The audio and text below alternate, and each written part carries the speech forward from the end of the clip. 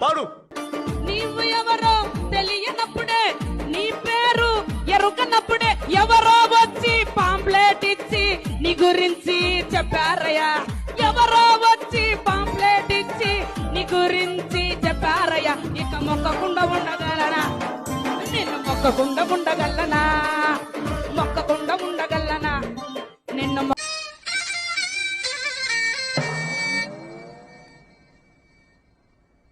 ఎవరో వచ్చి పాంప్లెట్ ఇచ్చి డాడీ గురించి చెప్పారయ్యా. ఇక మొక్కకుండా ఉండగలనా. పేరు